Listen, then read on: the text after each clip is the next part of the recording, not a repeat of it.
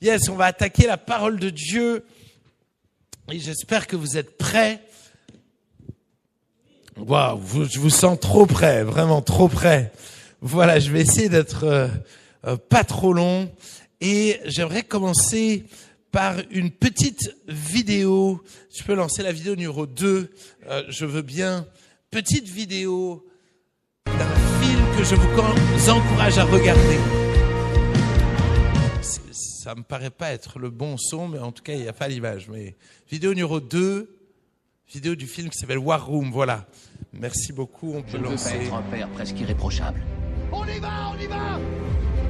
C'est pas fini! C'est pas fini! Tu m'as épaté. Je pensais que tu préparais un enchaînement un peu plus simple. On vient de m'informer que tu avais effectué un virement de $5000 de notre compte épargne vers ton compte chèque. On pourrait parler de ça plus tard.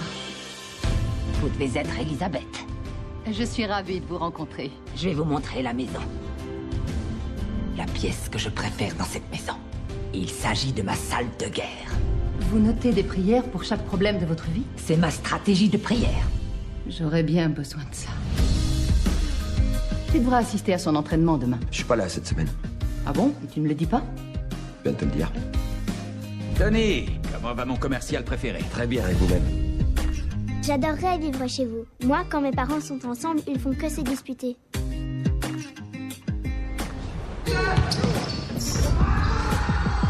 Ce soir, je sais pas ce qui t'a pris. Il fallait se battre pour pouvoir toucher la balle. Ouais, j'avais besoin de décompresser. À part se disputer, on ne sait pas faire grand-chose.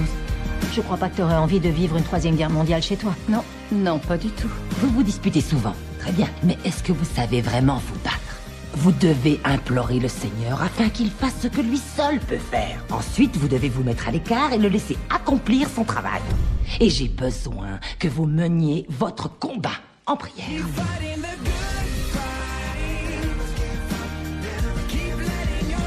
La prière est une arme puissante. C'est la première fois que quelqu'un agit de la sorte. Il est temps de retrousser vos manches, de vous battre pour votre couple. Il nous faut une armée de croyants, Seigneur. Appelle-nous à livrer bataille. Accrois leur nombre, Seigneur. Accrois leur nombre.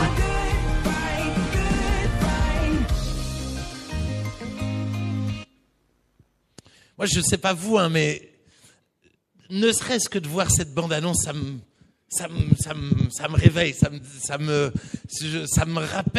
rappelle l'importance de prier. Et nous sommes à l'école de la prière et j'aimerais vraiment vous encourager à prendre du temps, à mettre du temps à part. Ne pas juste finalement écouter la théorie, mais nous voulons progresser dans la prière. J'aimerais vous challenger, peut-être à vous appeler les uns les autres, à dire « Hey, ça te dit pas que chaque jeudi matin à 6h, on se lève ensemble et on prie ensemble ?» J'aimerais voir et je rêve de voir des initiatives de prière partout, jeunes et moins jeunes, de gens qui veulent se dire « Hey, je veux apprendre à prier, je veux progresser dans la prière, je veux remporter des batailles dans la prière. J'ai trop de galères pour ne pas prier. J'ai trop de galères pour ne pas prier. J'ai trop de galères. Il faut que je me batte dans la prière. Et je ne peux que vous challenger. On se retrouve chaque jeudi à 12h15 à l'étage du dessous pour prier. Viens si tu le peux. Mais si tu peux pas, ne dis pas juste je peux pas.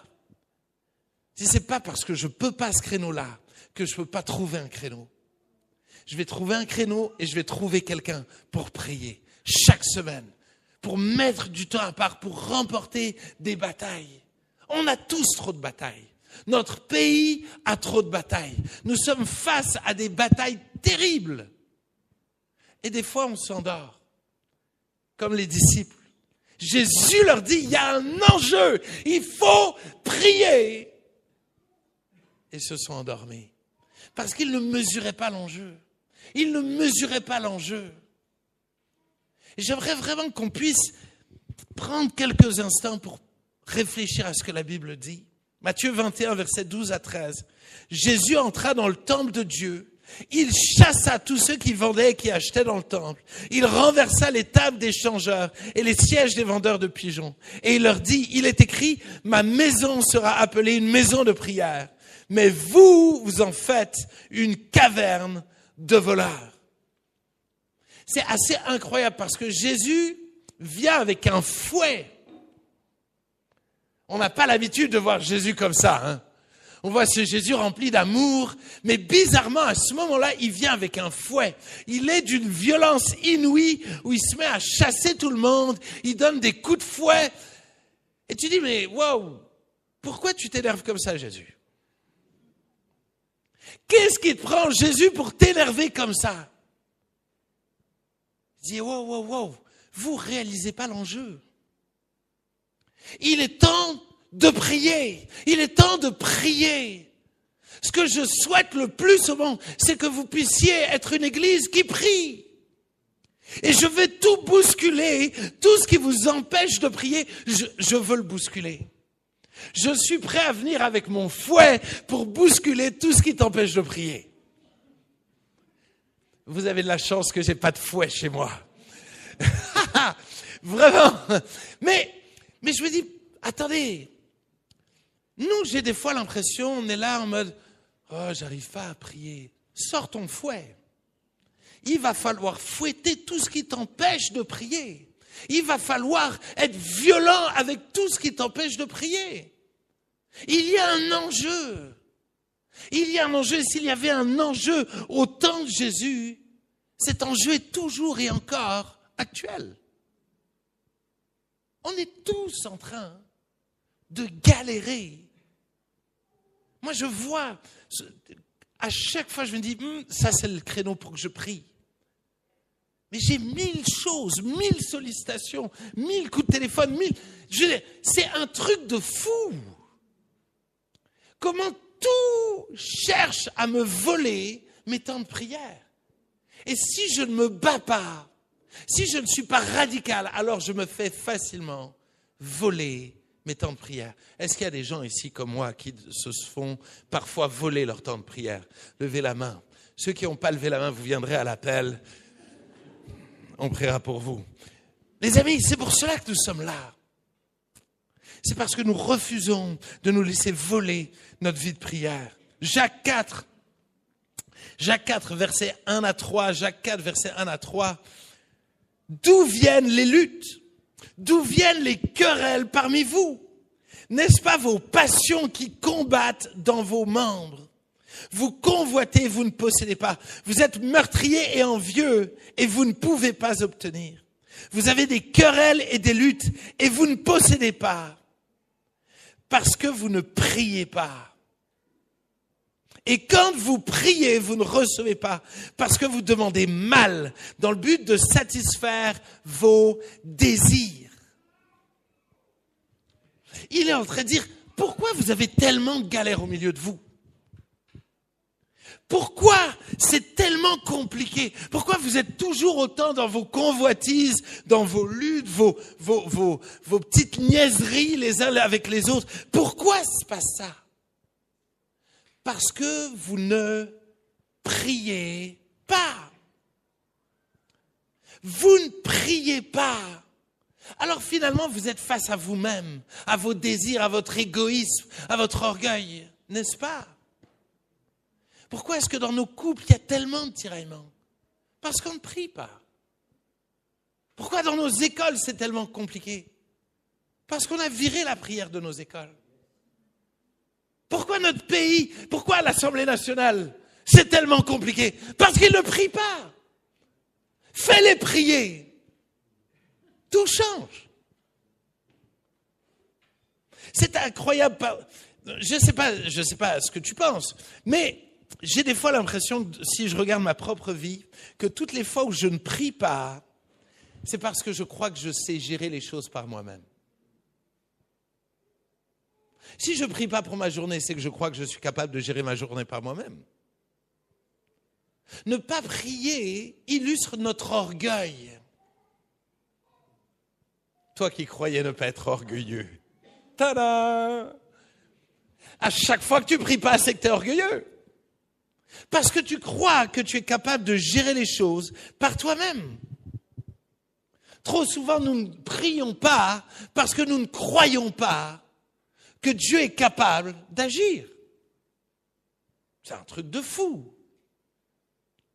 On va se plaindre au lieu de prier. Mais si tu croyais que pour Dieu, c'était facile d'agir et d'intervenir dans ta situation, tu ne perdrais pas ton temps à te plaindre. Enfin, je ne sais pas vous, mais moi, en général, quand j'ai un problème, je ne sais pas, admettons, si j'ai un problème électrique. Moi, quand j'ai un problème électrique, je vous promets une chose, je ne suis pas quelqu'un qui va me plaindre. Je ne suis pas quelqu'un qui va essayer de réparer. J'ai des bons téléphones.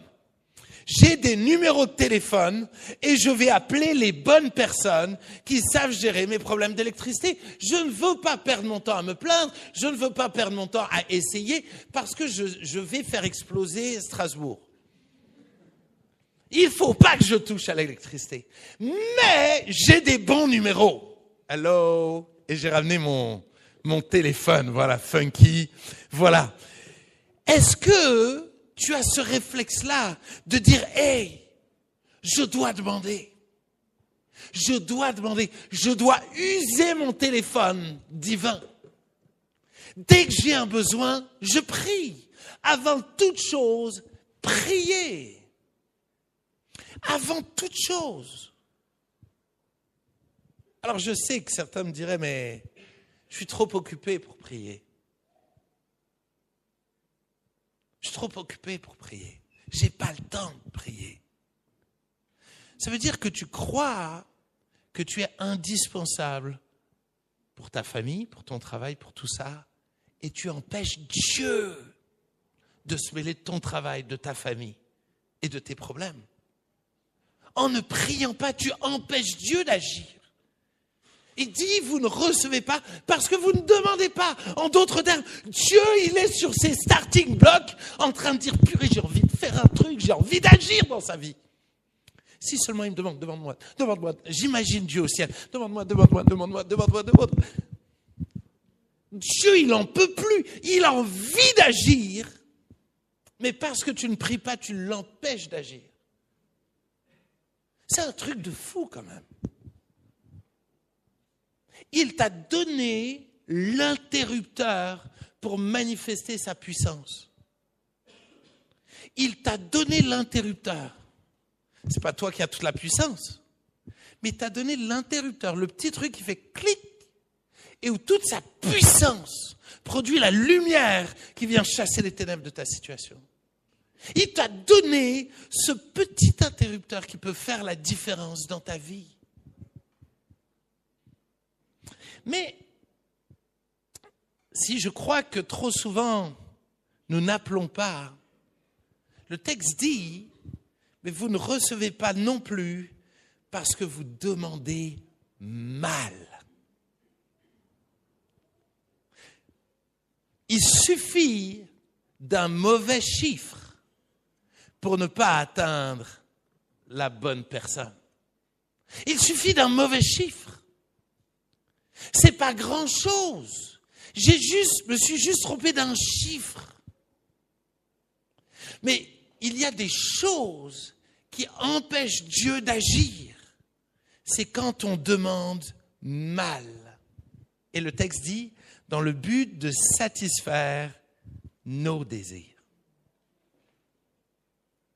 On demande mal dans le but de satisfaire nos désirs. Parce qu'on croit qu'on sait mieux que Dieu ce qui est bon pour nous et pour le monde. Donc on lui dit à lui ce qu'il doit faire pour nous. Mais j'ai peur que des fois on a oublié à quel point nos désirs sont pervertis. La Bible dit que nos cœurs sont tortueux par-dessus tout. Nous avons des mauvais désirs en nous. Et trop souvent nous demandons des choses qui ne sont pas bonnes pour nous.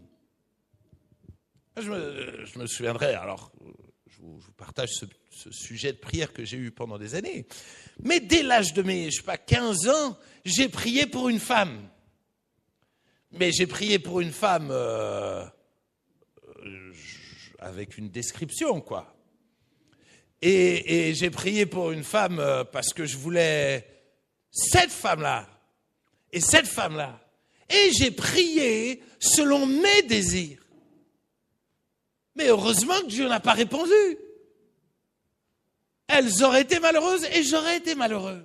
Pourquoi? Parce que Dieu savait mieux que moi à quel point j'avais besoin de changer avant de rencontrer la bonne personne au bon moment.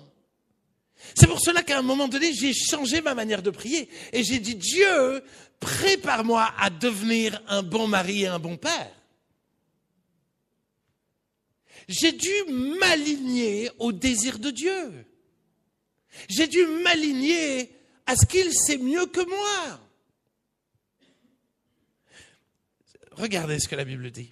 Psaume 37, verset 4. Fais de l'Éternel tes délices et il te donnera ce que ton cœur désire. Tu veux que Dieu te donne ce que ton cœur désire? Alors fais de lui tes délices. Passe tellement de temps avec lui qu'il va te contaminer de ce qui est bon pour toi. Tout d'un coup, tu vas penser comme lui. Et je sais pas vous, dans vos couples, mais moi, c'est assez incroyable parce qu'avec ma femme, avant de se marier, on se disait tout le temps, pourquoi on se marie? J'ai l'impression qu'on n'aime rien en commun. Moi, j'aime le sport. Je veux dire, vraiment, sur tous les points, moi, j'aime les poivrons à fond. Elle n'aime pas les poivrons. J'aime le chaud. J'aime ce qui pique. Vraiment, on avait l'impression d'être de deux, pas juste planètes, de deux univers différents. Mais ces derniers temps, des fois, on en discute, on se dit, mais aujourd'hui, on a l'impression qu'on aime les mêmes choses. Plus on passe du temps ensemble, plus c'est comme si nos désirs se sont accordés. Intéressant, hein? Et si pour que la prière marche, je dois apprendre à m'accorder à Dieu, à faire de lui mes délices, et alors il me donnera ce que mon cœur désire, parce que mon cœur désirera ce que son cœur désire. Tout d'un coup, je vais comprendre ce qu'il y a de bon pour moi. Je peux lancer la vidéo numéro 1. Merci beaucoup.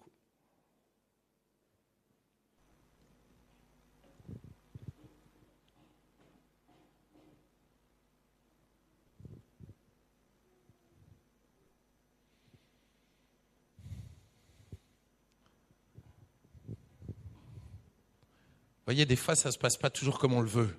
Mais on s'aligne à comment il gère. Il y a des moments où il agit un peu différemment. Il y a des petits moments de pause, petits moments de calme et tout. Elle ne marche pas? Ça marche. Pas de problème. Tant pis pour vous. Jean 15, verset 7. Jean 15, verset 7.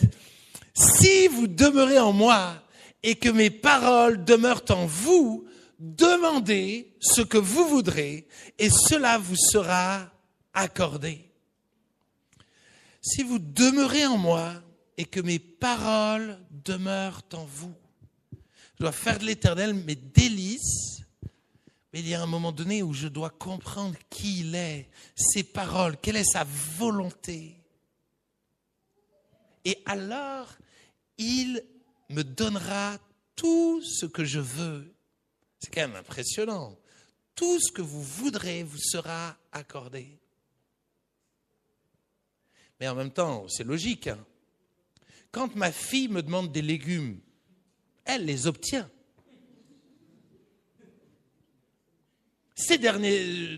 Aujourd'hui, elle m'a demandé des tomates. Je n'ai jamais cessé de lui distribuer des tomates à chaque fois qu'elle m'en a demandé.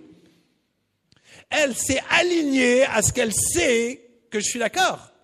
Quand elle m'a demandé un bout de brioche, elle a eu un petit bout de brioche et tout le reste du temps, c'était non. Mais dans la mesure où elle s'aligne à ce que je veux, alors elle obtient. Finalement, elle finit par obtenir tout ce qu'elle veut dans la mesure où elle est alignée à ce que je déclare être juste pour elle. Mais je sais que ça vous paraît logique quand vous analysez ma fille et moi.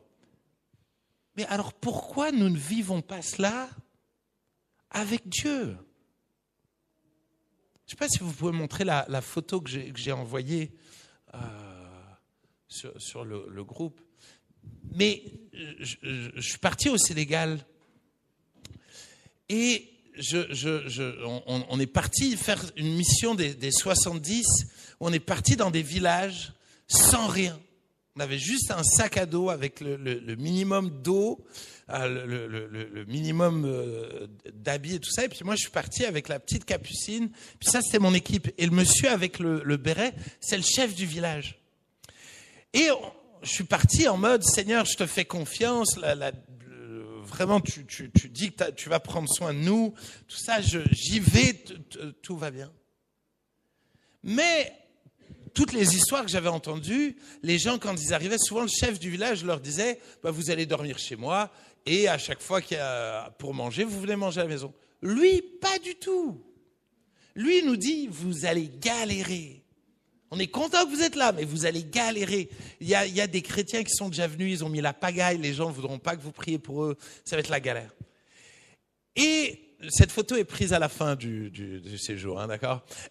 Des 3 jours. Et donc, je suis avec ma fille et on est encore au début de l'aventure, donc tout va bien.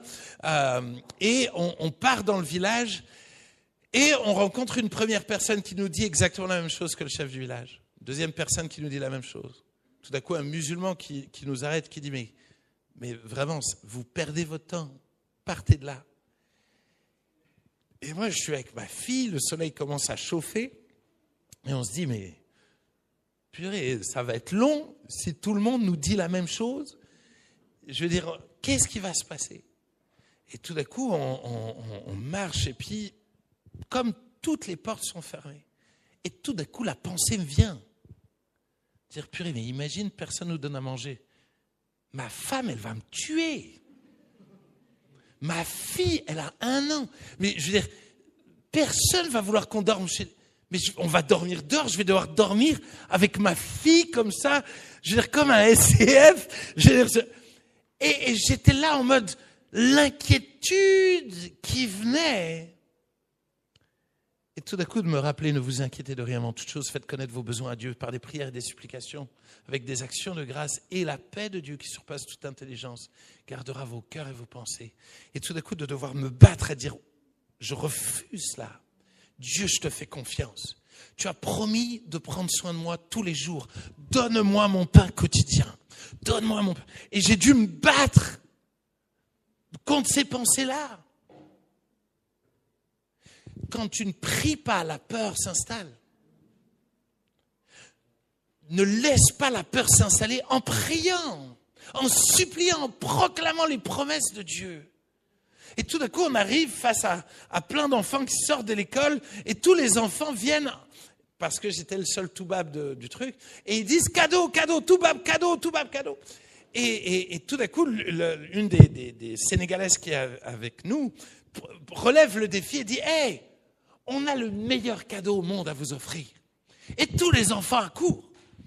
Dit « Mais ce cadeau, il va vous challenger. » Et tous les enfants disent « Pas de problème, on est là. » Et tout d'un coup, elle dit « Le cadeau qu'on aimerait vous offrir, c'est Jésus. » Et tout d'un coup, d'être surpris, mais pourquoi? Et tout d'un coup, elle leur prêche l'évangile. Et tout d'un coup, elle dit « Mais quel enfant veut de ce Jésus qui pardonne les péchés? Quel enfant là veut connaître ce Jésus qui veut prendre soin de vous? » Et tout d'un coup, la plupart de ces enfants de musulmans, commencent à lever la main. Une jeune fille se met à pleurer. Et tout d'un coup, on vit un moment comme ça qui est incroyable. Mais moi, je comprends rien. Là, je vous raconte l'histoire comme si j'avais tout compris ce qu'elle avait dit. J'ai rien compris. Donc, si tu veux, moi, je suis encore dans mes pensées et en train de me dire, oh, on va dormir dehors. Et en train de lutter dans la prière. Mais tout d'un coup, il se passe quelque chose. Mais les enfants ensuite repartent et on continue de marcher. Il fait chaud, on a nos sacs. Et on arrive et puis je vois un groupe de jeunes qui parlent. Et tout d'un coup, en moi, je sens, va leur parler. Et tout d'un coup, on va. Et tout d'un coup, très rapidement, ils sont hyper ouverts. Et on leur parle de Jésus, ils posent plein de questions. Et Et tout d'un coup, il y a deux jeunes femmes qui viennent avec des grands plats et qui les déposent devant nous. On est arrivé 5 minutes avant. Il y a assez de cuillères pour tout le monde. Et tout d'un coup, ils disent, mais vous mangez avec nous. Et on a mangé en abondance. Il était 13h30. L'heure normale au Sénégal pour manger. Et je ne vais pas vous raconter tous mes 3 jours, parce que vraiment, ce serait long, vu de la lenteur dans laquelle je la raconte. Mais, les amis, à 21h le soir, on a su où on dormait. Mais à partir du premier repas, je savais que Dieu allait pourvoir. Mais le soir, il nous dit, on vous loge pour une journée. Et tout d'un coup, les repensées sont revenues, dire non, il a promis de prendre soin de moi. Nous avons mangé toujours, sans rien demander. Au dernier moment, nous savions où on allait manger et où on allait dormir. Mais je me dis, ça c'est la vraie vie. De pouvoir compter sur ce Dieu-là. Et je peux aligner mes désirs à ses désirs. Je n'ai pas à m'inquiéter. Il a promis de prendre soin de moi. Il a promis de prendre soin de moi. Je dois aligner mes désirs à ses désirs. Et c'est pour cela que j'ai envie de t'encourager à connaître ce que la Bible dit. La Bible te donne plein de promesses sur ce qu'il veut faire pour toi. Nourris-toi de la Bible. C'est incroyable quand tu lis Daniel qui va prier en citant la Bible. Néhémie va citer finalement les Écritures en priant. Jonas, Jésus lui-même sur la croix, va citer les Écritures. Et toi, comment tu pries? Si tu vas lier tes désirs au désir de Dieu, lis la Bible et cite la Bible quand tu pries. Cite la Bible quand tu pries. 1 Jean 5, verset 14. Nous avons auprès de lui cette assurance que si nous demandons quelque chose selon sa volonté, il nous écoute. Et si nous savons qu'il nous écoute, quelque chose que nous demandions, nous savons que nous possédons la chose que nous lui avons demandée. Mais parce que s'il nous promet quelque chose, il n'est pas un homme pour mentir. Donc nous pouvons avoir la foi, nous pouvons avoir de l'assurance, parce que nous savons qui il est. C'est pour cela que Jésus, quand il enseigne le Notre Père, il vous dit, hey, quand vous priez, dites que ton règne vienne et que ta volonté soit faite. En d'autres termes, avant de demander, aligne-toi à son règne, aligne-toi à sa volonté, et tu verras combien tout le reste va en découler. Est-ce que tu prends le temps? On est à l'école de la prière. Voilà le devoir de la semaine. J'aimerais que tu puisses prendre le temps d'écrire tous tes sujets de prière. Et à côté de dire, qu'est-ce que la Bible dit sur mes sujets de prière? Qu'est-ce que Dieu pense de mes sujets de prière? Prends le temps d'analyser tes prières, d'analyser tes sujets de prière et de dire non, wow, je dois aligner ce que je veux à ce que lui veut. Parce qu'honnêtement, ça ne sert à rien d'appeler un magasin de bricolage si tu as une carie. Hello! Il va falloir aligner tes désirs à ce que lui te promet. Et lui va peut-être pas te promettre exactement ce que tu veux, mais à la fin du compte, ça sera mieux. Hello? À la fin du compte, ça sera mieux. Faut que je me dépêche. Proverbe 28, verset 9 dit, écoutez bien, c'est assez radical. Encore une fois, c'est pas moi qui l'ai écrit. Si quelqu'un détourne l'oreille pour ne pas écouter la loi, sa prière même est une abomination. En d'autres termes, aligne-toi d'abord à sa loi. Et tout d'un coup, ta prière devient une arme terrible. Mais tu ne peux pas te détourner des Écritures en prière. Moi, je suis effaré du nombre de gens qui ne connaissent pas la Bible, qui ne lisent pas la Bible. C'est vrai dans nos milieux. Mais tous les catholiques que je vois, dès que je les challenge un peu sur la Bible, il n'y a plus personne. Dernièrement, j'avais des témoins de Jéhovah qui étaient impressionnés que je parte au Sénégal avec ma petite crevette. Et tout d'un coup, j'ai commencé à dire, mais voilà ce que la Bible dit. Et tout d'un coup, de me dire, mais d'où vous connaissez la Bible? Moi, ça m'intéresse bien. Et tout d'un coup, de pouvoir, au travers de la Bible, les éclairer, les amener à entendre l'Évangile. Mais parce que la plupart des gens ne connaissent pas la Bible. Et si vous voulez que votre vie de prière devienne efficace, lisez la Bible. Et quand vous lisez la Bible, arrêtez-vous et priez sur ce que vous venez de lire. Laissez finalement presque la prière agrémenter votre prière. Nourrir, devenir le moteur de votre prière. Et vous allez voir, nous allons voir à quel point Dieu va agir et se manifester. Je vais terminer. Si quelqu'un peut venir au piano, ça va m'aider. J'aimerais terminer avec 2 textes que j'aime tellement. Vraiment, c'est délicieux de chez délicieux. J'aimerais vraiment que vous puissiez prêter grande attention. Exode 32, versets 9 à 14. Exode 32, versets 9 à 14. Est-ce que vous êtes prêts? Je ne suis pas sûr que vous êtes prêts. C'est délicieux. C'est une dinguerie, d'accord? C'est sublime. L'Éternel dit à Moïse, « Je vois que ce peuple est un peuple au cou roide. Maintenant, laisse-moi, ma colère va s'enflammer contre eux. Je les consumerai et je ferai de toi une grande nation. » Moïse implora l'Éternel son Dieu et dit, « Pourquoi, ô Éternel, ta colère s'enflammerait-elle contre ton peuple que tu as fait sortir d'Égypte par une grande puissance et par une main forte? Pourquoi les Égyptiens diraient-ils, c'est pour leur malheur qu'il les a fait sortir? C'est pour les tuer dans les montagnes, pour les exterminer de dessus la terre. Reviens de l'ardeur de ta colère et repens-toi du mal que tu veux faire à ton peuple. » C'est une dinguerie. J'aime ce texte. Dieu, souviens-toi d'Abraham, d'Isaac et d'Israël, tes serviteurs, auxquels tu as dit en jurant par toi-même, je multiplierai votre postérité comme les étoiles du ciel et je donnerai à vos descendants tout ce pays, dont j'ai parlé. Et ils le posséderont à jamais. Écoutez bien. Et l'Éternel se repentit du mal qu'il avait déclaré vouloir faire à son peuple. Pouh. Seigneur. Moïse connaît tellement Dieu qu'il est capable de lui dire, je sais qui tu es.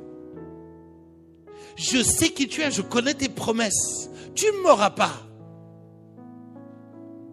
Je sais qui tu es. Il est capable de dire à Dieu, hey, ça c'est pas toi. Ça c'est pas toi. Tu veux les exterminer, mais je te connais. Toi, t'es pas comme ça. Moïse connaissait tellement Dieu qu'il est capable de dire à Dieu qu'il a tort. Et Dieu va se repentir. Dieu va aligner sa volonté, écoutez bien, à la prière de Moïse, parce que la prière de Moïse était alignée au cœur de Dieu.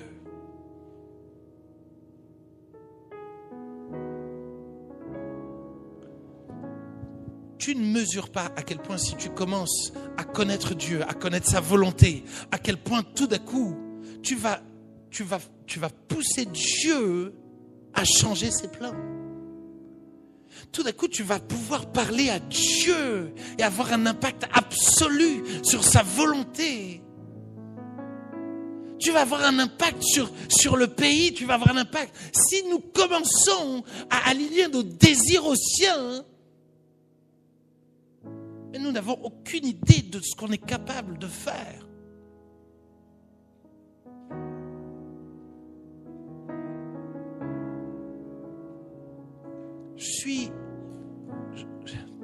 Je suis convaincu que Dieu veut nous utiliser tellement plus en prière. Il aimerait littéralement comme Élie, que tu fasses la pluie et le beau temps dans le pays au travers de tes prières. Je vous l'ai déjà raconté, mais l'anniversaire du 7 octobre, j'ai posté un post. Je poste pas beaucoup sur mes réseaux sociaux, mais j'avais envie de me démarquer en disant l'importance de dire, plutôt que de parler sur Gaza et sur Israël, je choisis aujourd'hui de prier. Et j'ai fait un post, j'étais fier de mon post. J'étais tellement fier de mon post que j'ai passé ma journée régulièrement à aller voir les commentaires. Et le lendemain matin, alors que je priais, Dieu m'a dit, « Oh, pourquoi tu as fait ce post hier ?» Je dis, parce que c'est important de prier. Il dit, mais tu ne l'as même pas fait.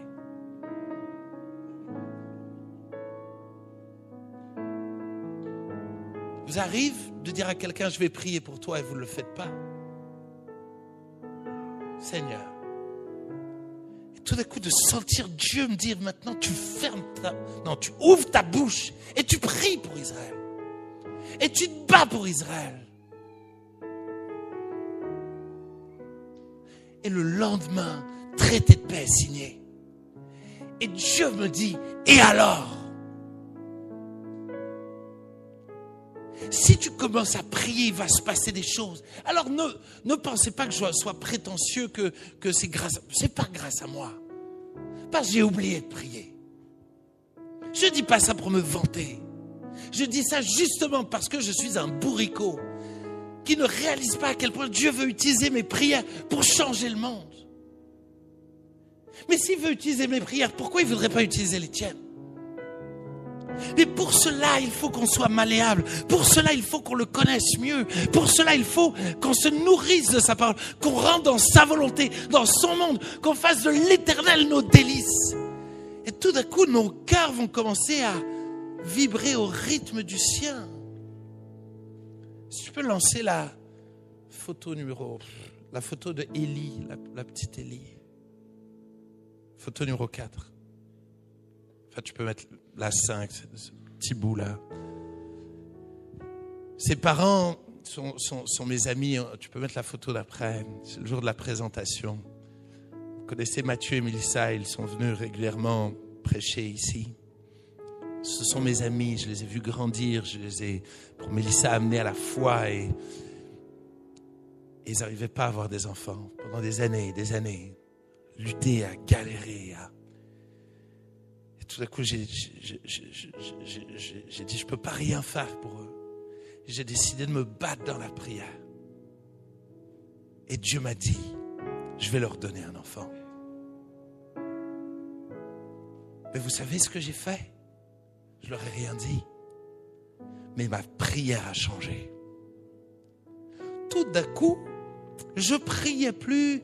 Ah Seigneur, éventuellement, ça serait sympa de penser à mes amis. Je savais que Dieu m'a dit qu'il allait leur accorder un enfant. J'étais la première personne à qui ils ont annoncé qu'ils attendaient un enfant. Pourquoi? Parce qu'ils savaient que j'étais en train de retourner le ciel et la terre pour eux. J'ai eu la grâce de vivre ça avec plusieurs couples. Mais parce que quand Dieu te dit quelque chose, mais ta prière change. Quand tout d'un coup tu sais qui est ton Dieu, quand tu sais la volonté de Dieu, ta prière change. Et je prie que nous puissions prier plus en fonction de sa volonté, sachant ce qu'il est et ce qu'il veut, que de faire des prières au hasard. Inch'Allah, il répondra. Non. Je crois que nous pouvons connaître la volonté de Dieu et nous pouvons rentrer dans celle-ci. Fermons nos yeux.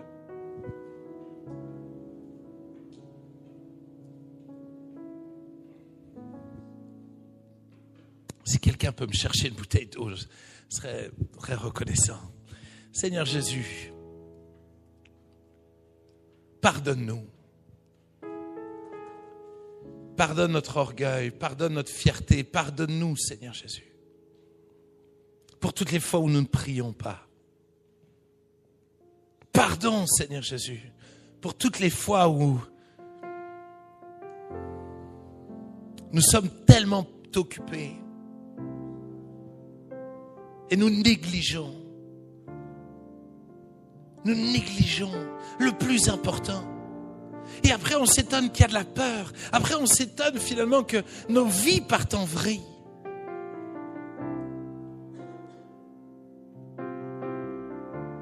Seigneur, nous voulons remettre la prière au cœur de nos vies. Nous refusons que ta maison, nous sommes ta maison. Nous refusons que ta maison soit une maison pour autre chose que pour la prière. Nous voulons que notre maison, que nos vies soient une vie de prière.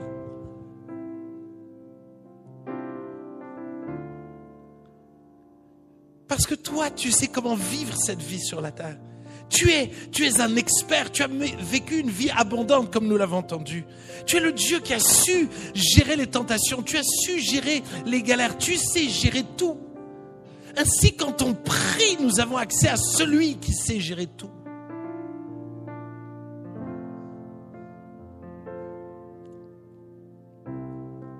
Mais Seigneur, pardon également pour toutes les fois où nous laissons nos désirs essayer de te manipuler.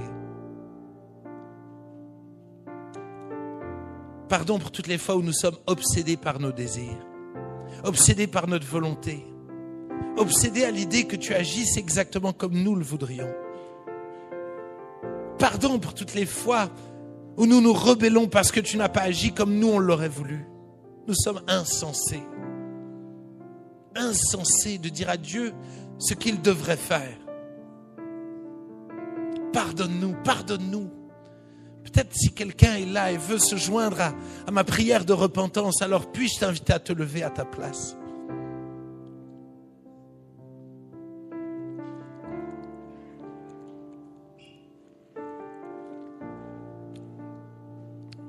Pardon, Seigneur, pour toutes les fois où j'ai été frustré. Pardon, pardon, pardon, pardon, pardon, pardon.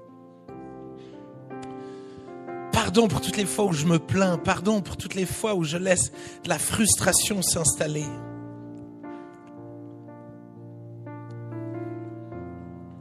Au lieu de prendre le temps d'aligner mon cœur au tien, au lieu de prendre le temps de scanner mes motivations à ta volonté.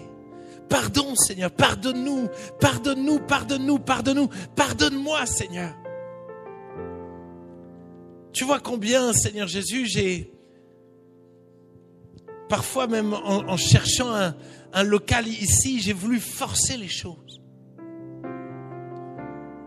Au lieu de te faire confiance. Au lieu de prendre le temps de t'écouter. D'aligner mon cœur au tien. Nous voulons aligner nos cœurs au tien, Seigneur. Nous voulons faire de l'Éternel nos délices. À nouveau, afin que naturellement nous obtenions ce que nos cœurs désirent, parce que nous allons tellement être contaminés par ta volonté, contaminés par qui tu es. Et je me réjouis, Jésus, parce que tu veux que nous devenions comme Moïse, capable de te dire les choses, capable d'avoir de vraies discussions, capable de faire la pluie et le beau temps, de littéralement changer les dynamiques du pays. Je crois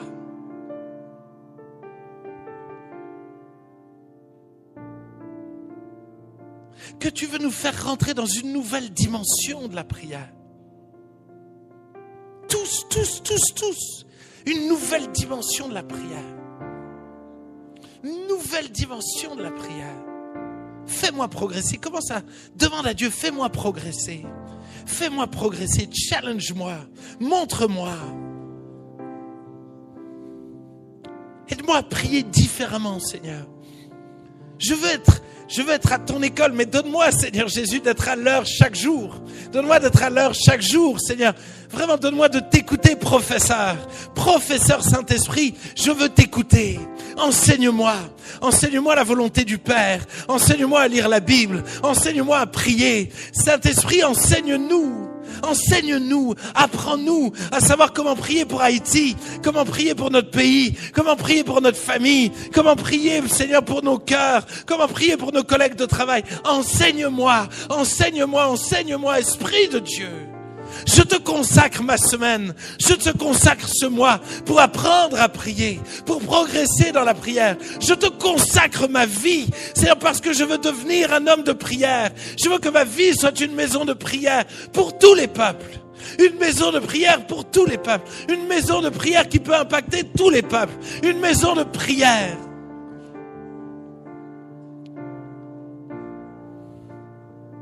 Seigneur, donne-moi le courage de demander à quelqu'un de prier avec moi. Donne-moi le courage, Seigneur, de mettre du temps à part, Seigneur, pour apprendre à prier avec quelqu'un. Pour laisser quelqu'un, finalement, me faire progresser en prière.